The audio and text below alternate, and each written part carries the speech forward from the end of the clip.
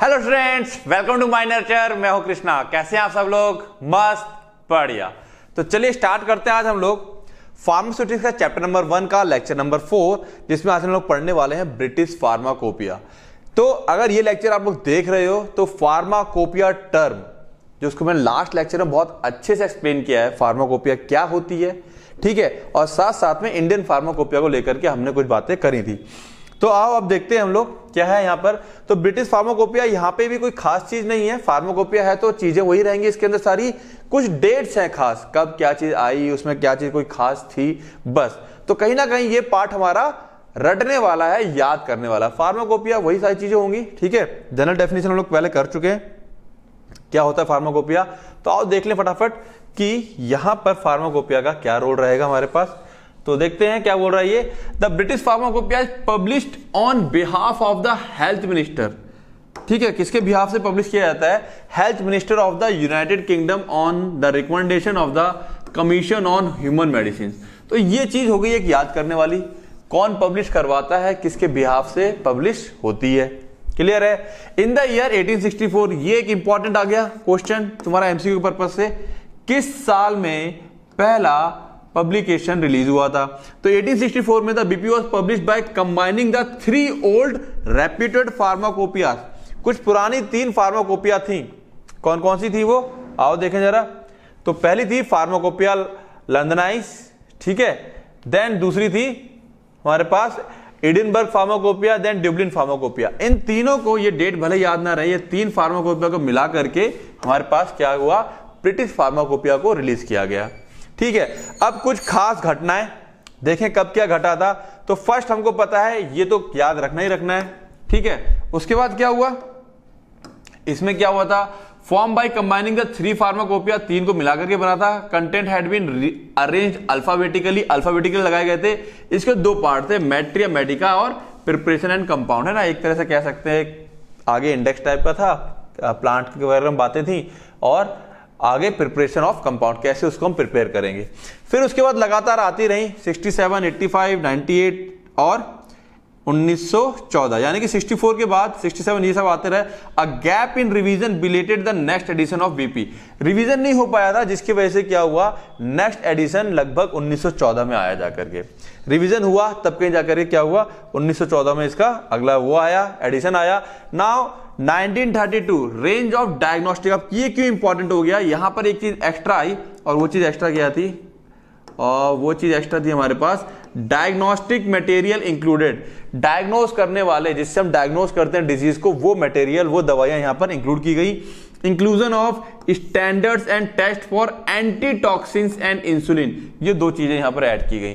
तो फिर बता रहा हूं मैं, सारी चीजें देखो फार्माकोपिया सारे सेम होते हैं, लेकिन 3 टाइप की फार्माकोपिया जो हमें पढ़नी है, समझनी है, उनमें कुछ डेट्स हैं, और किस डेट में उसके अंदर क्या खास घटना घटी है वो हमें याद रखना है। 1948 में जो आई 7th एडिशन, उसमें क्या हुआ? Generic names were provided for substance. Generic name, generic name क्या होता है? जैसे कि मैं तुम लोगों से बोलूं कि हमारे पास पैरासिटामोल तो सबने खाई होगी, लेकिन किसके नाम से खाई होगी? मार्केट जाओगे तो बोलोगे कालपोल दे दो या डोलो दे दो, है ना, इस तरह से नाम बोलते हो। ये ब्रांड नेम हो गए। जेनरिक नेम क्या हो गया? पैरासिटामोल। उसके अंदर जो मेन दवाई है, कंटेंट है, उसको हम लोग क्या बोलते हैं? जेनरिक नेम, ठीक है सबके अंदर पैरासिटामोल, ठीक है।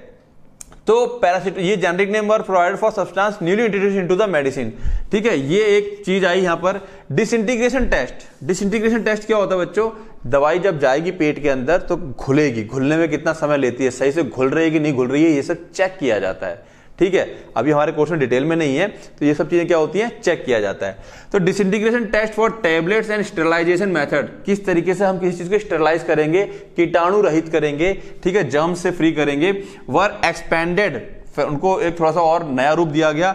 New monograph related to sex hormones and penicillins were included.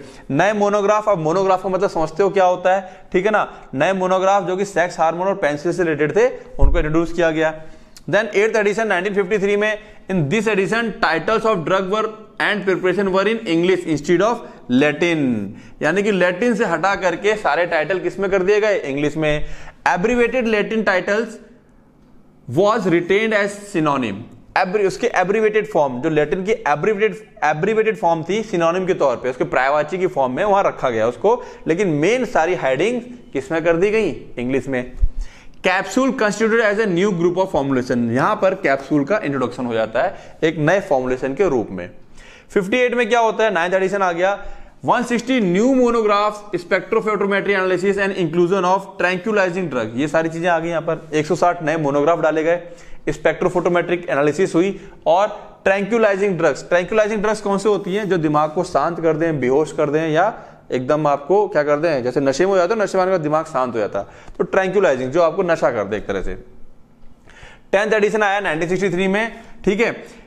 अब 13th आया 1980 में। इस बीच में कुछ घटनाएं घटी हैं, देखो 1970 में medicine order was passed which defines the duties of the British pharmacopoeia commission, BPC, British pharmacopoeia commission का रोल डिसाइड हुआ कब, 1970 में।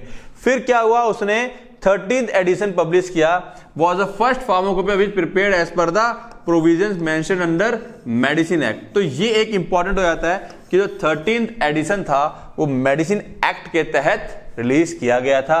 तो दो तो पक्का याद रखने हैं, पहली डेट ये वाली, ठीक है, और दूसरी डेट ये वाली। आगे आते हैं, फिर उसके बाद एडिशन ना करके इस तरह से रिलीज होना स्टार्ट हुआ, बीपी 2007, बीपी 2008, ठीक है ना। एडिशन वाला टर्म कहीं ना कहीं यहां पर थोड़ा सा पीछे रह गया और इस तरीके से टर्म्स स्टार्ट हुए कि 2007 में जो बीपी रिलीज हुई, तो 2007 में जो रिलीज हुई है उसमें monograph has been introduced for material specifically used in preparation of traditional Chinese medicine. जो ट्रेडिशनल चाइनीज मेडिसिन में जो सब्सटेंस यूज होते थे उनके मोनोग्राफ यहां पर ऐड किए गए 2007 वाले में। Term prolonged release has been replace the term slow, है ना। प्रोलॉन्ग्ड रिलीज क्या होता है, तुमने कुछ दवाइयां देखी होंगी जिसके ऊपर लिखा होगा सस्टेन्ड रिलीज या प्रोलॉन्ग्ड रिलीज। वो दवाइयां कैसी होती है बच्चों, कुछ ऐसी होती हैं, जब खा लोगे तो वो दवाई थोड़ी थोड़ी हर 1 घंटे में 1 ग्राम, हर 1 घंटे में 2 ग्राम, कुछ खास अमाउंट हर 1 घंटे में रिलीज करती रहती है। यानी कि हम उसको कहते हैं स्लो है ये, क्योंकि हमें पूरा दिन के लिए वो दवाई चाहिए होती है, 24 घंटे, ताकि शरीर के अंदर उसकी मात्रा बनी रहे। तो वो स्लो टर्म को हटा करके यहां पर क्या टर्म लगा दिया गया आपसे, प्रोलॉन्ग्ड रिलीज। प्रोलॉन्ग मतलब लंबा, ठीक है। And the term gastro resistant has been replaced with enteric coated in number of monograph. जो गैस्ट्रो रेजिस्टेंट मतलब, गैस्ट्रो मतलब जो पेट, और रेजिस्टेंट मतलब पेट के अंदर जाने के बाद जिस दवाई पर असर ना हो, है ना। पेट का जो पीएच होता है, पेट में पीएच होता है, पता ना पेट का पीएच कितना होता है, 1.8 के आसपास, पीएच ऑफ स्टमक। ये क्या करता है, दवाइयों को गला देता है। गला देता है मतलब इन सेंस एक तरह से कई बार खराब कर देता है, तोड़ देता है, उन्हें बर्बाद कर देता है। पढ़ेंगे इसको हम कोलॉजी में पढ़ेंगे, समझेंगे इसे, ठीक है। तो पीएच कई बार क्या होती है, मेडिसिन को खराब कर देता है। तो या फिर इसको यूं कर पूरा खराब नहीं करेगा तो काफी हद तक उसे खराब कर देता है, ठीक है। तो उनके ऊपर एक खास तरह की कोटिंग करी जाती है जिससे कि एसिड का अटैक उसके ऊपर ना हो और फाइनली जो दवाई है वो इंटेस्टाइन में जाए और वहां जाकर के डिसॉल्व हो। सिंपल कॉन्सेप्ट को अभी ऐसे समझो। तो ऐसी दवाइयों को अब क्या बोला गया, एंटेरिक कोटेड, ठीक है ना। किससे रिप्लेस किया गया, एंटेरिक कोटेड नाम से इसे रिप्लेस किया गया। अब 2008 की बात करें, इट कंटेन अप्रोक्सीमेटली 3100 मोनोग्राफ, लगभग 3100 मोनोग्राफ, यानी कह सकते हो लगभग 3100 दवाइयां आ चुकी थी, ठीक है। Of for substance preparations and article used in practice, है ना। 3100 मोनोग्राफ्स ऑफ सब्सटेंस प्रिपरेशन, उनकी प्रिपरेशन को लेकर के या जिनकी प्रैक्टिस की जानी दवाइयों को या सब्सटेंस को लेकर के 3100 डाल दिए गए। BP 2007-2009 were given in 6 volume. 2007 से 2009 ये 6 वॉल्यूम में आते थे, volume 1 to volume 6। Volume 1 and 2 contain medicinal substance. 1 और 2 में क्या मौजूद होता था, मेडिकल सब्सटेंस के बारे में बातें होती थी। वॉल्यूम 2 कंटेन फॉर्मुलेटेड प्रिपरेशन, कौन सी प्रिपरेशन को फॉर्मुलेशन करना है, ब्लड रिलेटेड प्रोडक्ट हुआ करते थे वॉल्यूम 2 में। 3rd में है इम्यूनोलॉजिकल, यानी कि जो हमारे रोग प्रतिरोधक क्षमता वाले जो प्रोडक्ट है, सब्सटेंस है, उनके बारे में जिक्र होगा। रेडियो फार्मास्यूटिकल के बारे में जिक्र होगा या प्रिपरेशन के बारे में। सर्जिकल मटेरियल जिससे सर्जरी वगैरह होती है, ऑपरेशन वगैरह होती है। एंड होम्योपैथिक प्रिपरेशन के बारे में जिक्र होगा किसमें, वॉल्यूम 3 में। Volume 4 contains supplementary chapters IR spectra, उसके अंदर ये सब चीजें मौजूद होंगी। 5 के अंदर वेटनरी, जो जानवरों को दवाइयां दी जाती हैं, और 6 के अंदर CD-ROM वर्जन होता था, CD डाल करके आप उसको, है ना, CD डाल दी, पूरी किताब का समरी आप आराम से देख पा रहे हो लैपटॉप पे। बात समझ में आ रही है। नाउ 2010 की बात करें तो TSO the stationery office on behalf of British pharmacopoeia, British pharmacopoeia के बिहाफ पर TSO ने क्या किया, part of the medicine and health care product regulatory agency publish the British pharmacopoeia 2010। तो यहां पे नाम ध्यान रखना, TSO on behalf of the British pharmacopoeia, British pharmacopoeia के बिहाफ पर, ठीक है, टीएसओ ने क्या किया, part of the medicine and health care product regulatory agency, ठीक है, पब्लिश, इन्होंने क्या किया, पब्लिश किया द ब्रिटिश फार्माकोपिया बीपी 2010। ओहो ओके, तो इन्होंने क्या किया, बीपी 2010 को पब्लिश कर दिया। क्लियर है, बात समझ में आ रही है, ठीक है। तो ये इसका देखो फुल फॉर्म देखो क्या है, MHRA, medicine and health care product regulatory agency, ठीक है ना। तो इसको ध्यान रखने से फुल फॉर्म वगैरह होते हैं, शॉर्ट फॉर्म जो आते हैं, ये कई बार 1 मार्क्स वाले क्वेश्चन में पूछ लिए जाते हैं। बात क्लियर है, समझ में आ रही है, ठीक है ना। तो टीएसओ एक स्टेशनरी ऑफिस था, ठीक है, जिसने behalf of British pharmacopoeia secretariat, जो कि पार्ट है किसका, medicine and health product regulatory agency का, उसके बिहाफ से पब्लिश किया ब्रिटिश फार्माकोपिया 2010। आगे आते हैं, it is used in almost 100 countries, ये लगभग 100 कंट्रीज में इस्तेमाल होती है पूरी दुनिया में। Remains an essential reference for any individual or organisation working with in pharmaceutical research and development, manufacturing and testing across the globe, ठीक है ना। ये एक रेफरेंस है ना, रिमेन्स एन इसेंशियल रेफरेंस, एक बहुत जरूरी रेफरेंस के तौर पे, कि अगर मैं कोई चीज बना रहा हूं तो किससे तुलना करूं कि हाँ ऐसी बननी चाहिए, ठीक है ना। मैं एक दवाई बना रहा हूं कि ये दवाई के अंदर ये सब चीजें होनी चाहिए और इतना इतना होना चाहिए, किससे तुलना करेंगे, ब्रिटिश फार्माकोपिया से तुलना की जाएगी, ठीक है ना। कई सारी कंट्रीज उसको मानती हैं, ठीक है। रेफरेंस फॉर एनी इंडिविजुअल और ऑर्गेनाइजेशनल वर्किंग, कोई अगर सिंगल अपना काम कर रहा है या कोई पूरी ऑर्गेनाइजेशन कोई दवाई वगैरह बनाने का काम कर रहा है, विद इन फार्मास्यूटिकल रिसर्च, कहीं पे फार्मास्यूटिकल रिसर्च हो रही है, डेवलपमेंट हो रहा है, मैन्युफैक्चर हो रही है या टेस्टिंग हो रही है पूरी दुनिया में अक्रॉस द ग्लोब, तो वहां पर एक रेफरेंस के तौर पे ब्रिटिश फार्माकोपिया को रखा जाता है, देखा जाता है। It include 40 monograph for formulated preparation को फॉर्मुलेट करने के लिए 40 मोनोग्राफ थे जो नए आए थे, ठीक है, न्यू है, इंक्लूडिंग वेटनरी, इसके अंदर वेटनरी जानवरों वाले भी इंक्लूड की गई थी दवाइयां, and additional standards for widely used unlicensed formulation, ठीक है ना। जो अनलाइसेंस्ड फॉर्मुलेशन था उनके भी बारे में यहां पर इनका जिक्र हो रखा था। आगे आते हैं BP 2013। The BP 2013 include 6 volume printed edition including the BP veterinary 2013, इसके अंदर भी 6 वॉल्यूम थे, वेटनरी वाला भी इंक्लूड था। 41 न्यू मोनोग्राफ आए थे, 40 न्यू यूरोपियन फार्माकोपिया मोनोग्राफ को भी इंक्लूड कर दिया गया था। 619 अमेंडेड मोनोग्राफ, अमेंड का मतलब बता चुका हूं मैं, किसी चीज के अंदर करेक्शन करके कोई चीज डाली जाती है तो अमेंड कहा जाता है उसे। 6 new and 1 amended infrared reference spectra, बेटा ये टेक्निक्स होती हैं, ठीक है, ये नाम है टेक्निक का, तो ये अभी यहां डिटेल में हम लोग नहीं जाएंगे, केवल नाम याद रखना, IRS, ठीक है ना। तो इंफ्रारेड रेफरेंस स्पेक्ट्रा 6 न्यू और 1 अमेंडेड किए गए थे। फिर 2014 आ जाए अगर, तो 2014 एडिशन इंक्लूड ऑलमोस्ट 3500 मोनोग्राफ, अब तक इसके अंदर टोटल 3500 मोनोग्राफ इंक्लूड हो चुके थे, which are legally enforced by the human medicine regulation, जो कि कानून के तौर पे लागू किए जाते थे, किसके through, human medicine regulation act के तहत ये इन्फोर्स किए जाते थे, लागू किए जाते थे। The BP 2014 package comprise 5 volume of the British pharmacopoeia 2014 and single volume of British pharmacopoeia veterinary, 5 थे ब्रिटिश फार्माकोपिया, ठीक है, और एक उसके अंदर किसका होता था, वेटनरी वाला होता था, यानी कि जानवरों वाला होता था, ठीक है। Along with fully searchable CD-ROM होती थी, डालो कंप्यूटर में देख लो सब कुछ, एंड ऑनलाइन एक्सेस, अब यहां पर ऑनलाइन एक्सेस भी आ गया था, आप लॉगिन करेंगे तो पूरी फार्माकोपिया खुल के आपके सामने आ जाएगी, to provide you with the flexible resources, ताकि आप हर तरीके से कहीं पे भी बैठे हो, मान लो बुक नहीं है, CD-ROM नहीं है, कहीं बैठे हो, जरूरत पड़ गई तो डाला कंप्यूटर पे, खट लॉगिन किया और फार्माकोपिया खुल के सामने आ गई, ठीक है।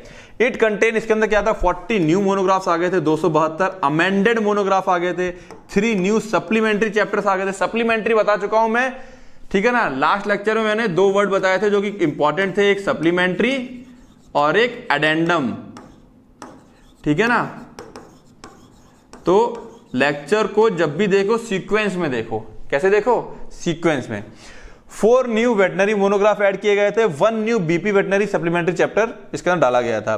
बीपी 2016 की बात करें अगर हम लोग, इसके अंदर अब तक 4000 है ना, पीछे देखो कितने थे 3500, इसमें कितने आ गए थे 4000 मोनोग्राफ, 37 नए ऐड किए गए थे। आगे आते हैं 142 अमेंडेड मोनोग्राफ थे, 1 new BP appendix for DNA identification of herbs, है ना। हर्ब्स की, हर्ब क्या होते हैं, जो प्लांट पौधे होते हैं धनिया की तरह, ठीक है, उनका एक डीएनए आइडेंटिफिकेशन का अपेंडिक्स डाला गया था। All European pharmacopoeia monograph integrated, इस सबको जो यूरोपियन फार्माकोपिया था उनके मोनोग्राफ को इंटीग्रेट कर दिया गया था, जोड़ लिया गया था। 2018 की बात करें तो 35 new monograph, 185 amended monograph, 4 new monograph on unlicensed formulations, 4 new monograph for herbal medicine, 6 new monograph for veterinary medicine. मतलब पुराना सब कुछ था ही, ये चीजें नहीं आ गई थी इसके अंदर। 2020 की बात करें, it has 4000 monograph including BP veterinary and all European pharmacopoeia, जिसे हम PHUR भी कहते हैं, ठीक है। 35 new monograph, 331 amended BP monograph, brief guide on how to use BP, BP को यूज कैसे किया जाएगा, ये यहां पर इंट्रोडक्शन इसका हो गया था, ठीक है। All monographs from PH and UR, ठीक है, उसके सारे ले लिए गए थे। PHUR 10.1 and 10.2 were incorporated in this year, यानी कि 10.1 और 10.2 को भी इस साल इन्वॉल्व कर लिया गया था। कौन से? यूरोपियन फार्माकोपिया वाले को। अब बच्चे तुम लोग सोचते हो कि सर कितना क्या क्या याद कर लें, तो कौन कौन सी बीपी है, ये तो है ही, फर्स्ट तो याद रखनी है। अब लेटेस्ट की बात जरूर याद रखेंगे, फर्स्ट और लेटेस्ट इन दो को तो बिल्कुल याद होना चाहिए, ठीक है, क्वेश्चन उठने की संभावना यहां से सबसे ज्यादा है। तो लेटेस्ट की बात करें जो 2021 में आया है, the BP 2021 replaces the BP 2020 and became the legally effective since 1 January 2021। Date याद रखेंगे किस तारीख से वो लीगली इफेक्टिव हो गई थी। इट इंक्लूड, इसके अंदर क्या क्या चीजें हैं, इसके अंदर है 30 new BP British pharmacopoeia monograph and 20 new European pharmacopoeia monograph, ये इसके अंदर नए ऐड हुए। 171 amended BP monograph, all monograph from European pharmacopoeia, 10 edition along with supplementary 10.1 and 10.2, European pharmacopoeia के 10 एडिशन और साथ साथ में उसके सप्लीमेंट 10.1 10.2 को भी इंक्लूड कर लिया गया। यूरोपियन फार्माकोपिया के supplement 10.3 10.4 and 10.5 incorporated in this year, ठीक है ना, ये तो पहले आ गए थे और ये वाले भी इस साल 10.5 तक इसके अंदर इंक्लूड कर लिए गए। Brief guide on how to use BP, ये तो पता होना चाहिए कि भाई सारी चीजों से यूज कैसे करें किसी किताब को। 8 new British pharmacopoeia chemical reference substances BPCRS were also added. बात समझ में आ रही है, क्लियर है, ठीक है। तो ये लेटेस्ट में ध्यान रखेंगे, तो ये लेटेस्ट में कहीं ना कहीं क्वेश्चन आ सकता है, what are the features of British pharmacopoeia 2021। बात समझ में आ रही है, क्लियर है। तो ये बच्चों थोड़ा यहां पे मैंने कहा ना, थोड़ा सा बस देखो, फार्माकोपिया क्लियर हो गया, बेसिक टर्म्स जो इसके अंदर बेसिक टर्म्स इस्तेमाल होते हैं वो सब क्लियर हो गया। अब फार्माकोपिया हर किसी की डेट थोड़ी सी अलग रहेंगी, जनरल बातें याद रखनी पड़ेंगी, क्लियर है यहां तक। तो ब्रिटिश फार्माकोपिया हमारा यहां पर क्या हो जाता है, खत्म हो जाता है।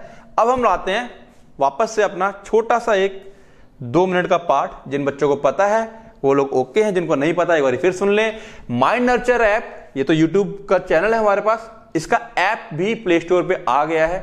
ऐप से आपको फायदा क्या होने वाला है, ठीक है, लिंक इसका डिस्क्रिप्शन में दे दिया, या डायरेक्ट प्ले स्टोर पे जाकर के माइंड नर्चर, क्या टाइप करेंगे, माइंड नर्चर, है ना, क्या टाइप करेंगे, माइंड नर्चर, प्ले स्टोर पे टाइप करेंगे तो ऐप मेरा खुल के आ जाएगा। अब यूट्यूब पे और ऐप में कॉमन क्या है, दोनों में आपको क्या चीज कॉमन मिल जाएंगी, तो कॉमन आपको मिलने वाला है lectures and notes, lectures and notes, ठीक है ना। लेक्चर नोट्स यूट्यूब पे भी मिलेंगे, हर एक लेक्चर का ध्यान रखना, मेरे हर एक लेक्चर के नोट्स का लिंक डिस्क्रिप्शन में दिया होता है, हर लेक्चर के यूट्यूब का जो लेक्चर रहेगा उसके डिस्क्रिप्शन में नोट्स मिल जाएंगे तुमको, ठीक है, शुरुआत से देता आ रहा हूं, तो उसको ऐप में भी डाला हुआ है। अच्छा, एक बेनिफिट तुमको और क्या मिलता है, यूट्यूब में लेक्चर सर्च करने पड़ते हैं, लेकिन अगर आप ऐप को परचेज कर लेते हैं तो वहां पे सारी चीज सीक्वेंस में रहती है। फार्मास्यूटिकल खोलोगे उसके 8-10 लेक्चर एक साथ सीक्वेंस में रहते हैं, वहां तुम्हें चीजों को ज्यादा सर्च करने की जरूरत नहीं पड़ती है।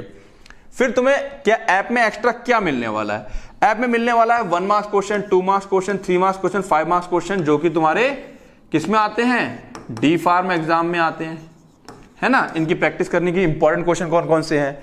लाइव क्लास रहेगी बच्चों डाउट के लिए, जितने भी लेक्चर हो गए हैं उनको हम लोग एक डाउट के तौर पे लाइव क्लास लेंगे। लेक्चर आप लोग देख लोगे, उसमें जो जो डाउट रह जाएंगे उसको आप लोग नोट कर लोगे, मैं लाइव आऊंगा, उसको बाकायदा समझाऊंगा कि किस चीज को कैसे लेना है, जो भी दिक्कत आती है, जैसे भी दिक्कत आ रही है पढ़ने में, समझने में, वो सारी बातें हुआ करेंगी। एमसीक्यू जो कि D pharm and exit exam पर बेस्ड होंगे, उनकी ढेर सारी प्रैक्टिस होने वाली है, बहुत सारे एमसीक्यू देने वाला हूं मैं। अच्छा, जो ये 1 मार्क्स वाले क्वेश्चन होते हैं डी फार्म वाले, इसके 2 पैटर्न में आता है, एमसीक्यू और फिल इन द ब्लैंक्स। ठीक है, तो फिल इन द ब्लैंक्स ये रहे यहां पर। और बच्चों सबसे बड़ी बात जो तुमको यहां मिलने वाला है, routine test for D pharm and exit exam. एक रूटीन टेस्ट चलता रहेगा जिससे कि जब लास्ट तक जाते जाते जाते ये नहीं रहेगा कि यार पिछला पढ़ा वो भूल गए। तो रूटीन टेस्ट का फॉर्मेट क्या रहेगा मैं बता दूं। जैसे मान लो चैप्टर 1 का टेस्ट हो गया, फिर चैप्टर 2 का टेस्ट हो गया, फिर जो अगला टेस्ट होगा वो 1+2 का होगा, फिर मान लो चैप्टर 3 का टेस्ट हो गया, फिर जो अगला टेस्ट होगा वो 1+2+3 का होगा। इस तरीके से हम हर बारी जितने चैप्टर कवर करते जाएंगे उनका टेस्ट साथ साथ में लेते जाएंगे। जो बच्चे हमारे साथ लग के चलेंगे तो वो तो मान के चलो निश्चिंत होकर पढ़ाई करेंगे, और करना पड़ेगा बेटा, ऑब्वियस ही बात है। मैं तो यहाँ हूं, आप कहीं और हो, तो मैं आप लोगों को कान तो पकड़ के खींचूंगा नहीं कि चलो भाई पेपर पढ़ाई करो। तो अपने लिए फेथफुल रहना है आपको, क्योंकि ये आप अपने लिए कर रहे हैं। ठीक है, इसके बाद भी ऐप को लेकर के, किसी भी चीज को लेकर के, बहुत से बच्चों को डिस्क्रिप्शन में नोट्स नहीं मिलते, किसी भी चीज को कोई भी दिक्कत है, एनी टाइम मतलब ये नहीं कि रात में तुम 3-3 4-4 बजे कॉल कर रहे हो। कोशिश ये क्या करो कि सवेरे 8 बजे से लेकर के रात को 10 बजे तक, इस बीच में मेरे को कभी भी कोई दिक्कत आ रही है तो कॉल कर लो। क्लियर है? तो कर लोगे ना कॉल, कोई दिक्कत आएगी तो। और रिवीजन, बिना रिवीजन के पढ़ाई नहीं मानी जाती है, तो रिवीजन ही तुमको सिलेक्शन दिलवाएगा, तुम्हारी नैया पार लगवाएगा डी फार्म और एग्जिट एग्जाम में। तो रिवीजन करते रहें और पढ़ते रहें। All the best.